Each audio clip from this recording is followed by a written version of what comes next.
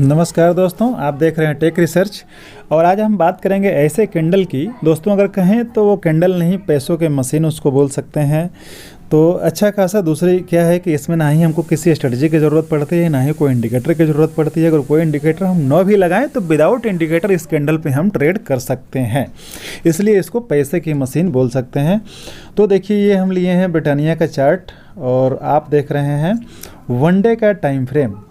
One day का time frame है, Britannia का चार्ट है। तो वनडे के टाइम फ्रेम में ये एक इनसाइड बार यहाँ पे बना हुआ है। आप अगर देखेंगे तो यहाँ पे इनसाइड बार बना हुआ है जो कि कुछ इस तरीके से दिखता है। और हमने इनसाइड बार को, इसके लो को और इसके हाई को, दोनों को हमने मार्क कर दिया है।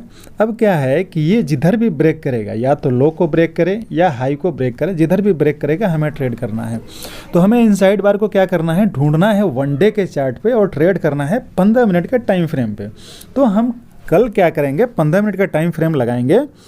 नेक्स्ट डे जब मार्केट खुलेगा तो 15 मिनट के टाइम फ्रेम में जैसे ही इसका हाई ब्रेक होता है, मतलब 4971 जो भी है, 4972 का हाई ब्रेक होगा तो इसको हम ट्रेड करेंगे। अब चूंकि क्या है, मैं हाई ब्रेक करने के लिए क्यों बोल रहा हूँ कि हाई ब्रेक होगा तो ही ट्रेड करेंगे, क्योंकि अगर यहाँ पे आप देखेंगे तो एक सपोर्ट यहाँ पे है और सेम सपोर्ट यहाँ पे भी है। तो मार्केट ने सपोर्ट ले लिया है। अगर हम कहें तो प्रीवियस जो सपोर्ट बना था यहाँ पे भी वो सेम लेवल पे सपोर्ट बना हुआ है, तो इसको हम एक स्ट्रॉन्ग सपोर्ट बोल सकते हैं। तो यहाँ से मार्केट को अप ही जाना चाहिए, डाउन तो नहीं आना चाहिए। अगर डाउन आएगा तो एक बहुत बड़ा फॉल आ सकता है यहाँ पे। इस तरह की सोच हम रख सकते हैं कि अगर लो को ब्रेक किया तो लो को ब्रेक करने के बाद एक अच्छा खासा फॉल आ सकता है। तो हम ट्रेड करेंगे इसको। अगर हाई ब्रेक करता है, तो हाई ब्रेक करता है तो सबसे पहला रेजिस्टेंस हमारा होगा लगभग 5100 का, 5100 का एक रेजिस्टेंस होगा जहाँ पे की प्रॉफिट बुकिंग आ सकती है। एक दूसरा रेजिस्टेंस है 5200 के आसपास, 5200 पे भी एक प्रॉफिट बुकिंग आएगा। अगर 5200 को ब्रेक किया तो फिर लगभग 5350 के आसपास का एक रेजिस्टेंस है, वो टारगेट है हमारे लिए। ये तीनों टारगेट मैं आपको बता दिया। अब चलिए हम देख लेते हैं कि वनडे के टाइम फ्रेम में कभी पहले इनसाइड बार बना है क्या, और बना है तो प्रॉफिटेबल रहा है या नहीं रहा है। तो चार्ट को थोड़ा सा हम बड़ा कर लेते हैं और बड़ा करने के बाद हम इसको देखते हैं।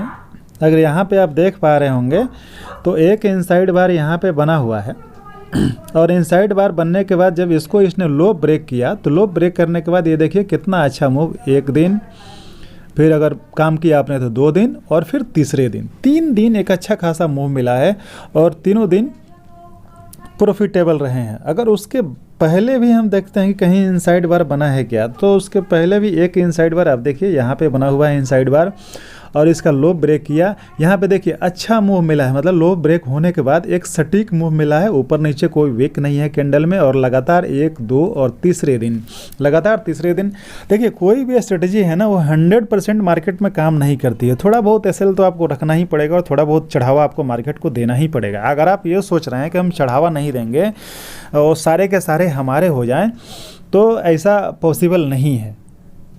ऐसा पॉसिबल नहीं है। क्या है, ये मार्केट जो है ना चाय के घूंट की तरह है। जैसे चाय पीते हैं ना हम, चाय का हल्का हल्का सिप लेते हैं, तो उसी तरह अब क्या है कि चाय, मान लीजिए कि आपको 1 कप चाय दिया जाए, आपको 1 कप चाय दिया गया और आपने उस चाय को एक ही टाइम में, 1 टाइम में आप जो है उसको पूरा का पूरा पी गए, तो क्या हो गया, आपका मुँह जो है ना जल जाएगा। आपका मुंह जो है जल जाएगा, आपके मुंह में छाले पड़ जाएंगे। तो चाय का सिप जो है ना थोड़ा थोड़ा घूंट घूंट करके हमको पीना है, ठीक है।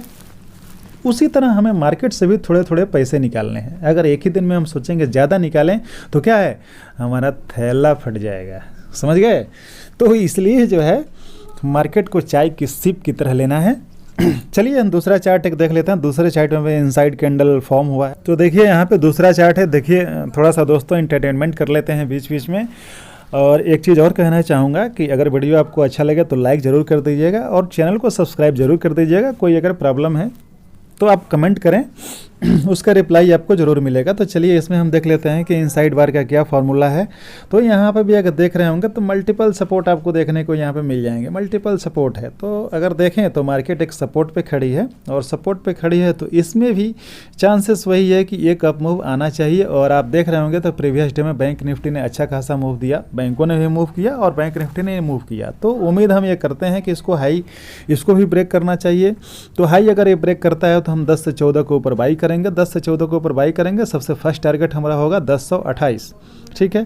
1028 का एक रेजिस्टेंस है, 1028 के आसपास हमें एक प्रॉफिट बुकिंग हमें देखने को मिल सकती है। अगर वहाँ से प्रॉफिट बुकिंग नहीं देखने को मिली तो 10 से 30, 10 से 40, ये 10 से 40 का दूसरा रेजिस्टेंस है, यहाँ से प्रॉफिट बुकिंग हमको देखने को मिल सकती है।